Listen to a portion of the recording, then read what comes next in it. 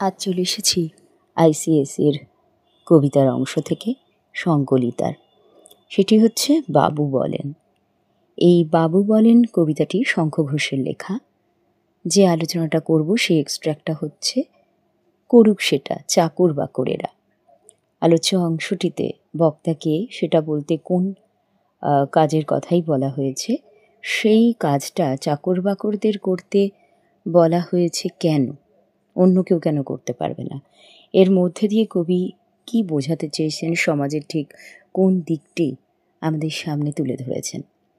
বিশিষ্ট কবি শঙ্খ ঘোষের রচিত বাবু বলেন কবিতা থেকে এই অংশটি গৃহীত এবং বক্তা সমাজের তথাকথিত সেই বাবু সম্প্রদায়ের এক ব্যক্তি। এখানে সেটা বলতে সমাজের শ্রমজীবী, হতদরিদ্র, লাঞ্ছিত বঞ্চিত সেই মানুষ যাদের স্থান সমাজের নিচের তলায়, তাদের কাজের কথা বলা হয়েছে। তথাকথিত বাবু সম্প্রদায়ের মানুষেরা মনে করে প্রকৃত জীবন রয়েছে পুস্তকের পাঠের মধ্যেই, তাই তারা একটা আত্মঅহংকারে মত্ত হয়ে থাকে, নিজেদের বন্দি করে রাখে পুঁথি পড়া বিদ্যার গণ্ডির মধ্যে। এর বাইরের খবর তারা জানে না। এই দাম্ভিক গর্বোদ্ধত মানুষেরা সাধারণ শ্রমজীবী মানুষের স্পর্শে আসতেও চায় না। তারা মনে করে যে মাটিতে নেমে কাজের মাধ্যমে জীবন কাটানো তাদের পক্ষে যেন অমর্যাদার ব্যাপার। তাদের বিশ্বাস জ্ঞান চর্চার মধ্যে জীবন কাটানোই তাদের একমাত্র কাজ।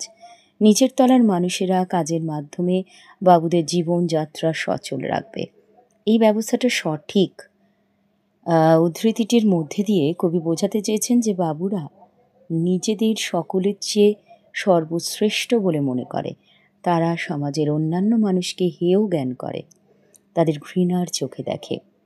মানুষের এক স্পর্শহীন যে মনুষ্যত্ববোধ, মানবতার চর্চা তারা নিজেদের নিয়োজিত রেখে আত্ম অহংকারে গর্বিত হয়। পৃথিবীটাকে, ভুবনটাকে পাল্টানোর একটা মিথ্যে প্রতিশ্রুতি তারা করে ফেলে। তাদের কাছে পুঁথিগত বিদ্যাটাই আসল, অথচ সমাজের সমস্ত প্রয়োজনীয় কাজ করে ওই শ্রমজীবী মানুষগুলো, যাদের জন্য বাবুদের জীবনযাপনটা কিন্তু সহজ হয়েছে। সেই সমস্ত মানুষদেরই বাবু সম্প্রদায় হীন, নীচ বলেই মনে করে থাকে। এই কবিতাটা তোমরা বারবার পড়ো, তারপর এক একটা লাইনের ব্যাখ্যা যদি একটু মনে মনে ভেবে রাখো, তাহলে কিন্তু বুঝতে অসুবিধে হবে না। অবশ্যই লিখতে লিখতে অনুশীলন করতে হবে, যেটা আমি বারবার বলে থাকি। তাহলে আজকের আলোচনা এই পর্যন্তই। ধন্যবাদ।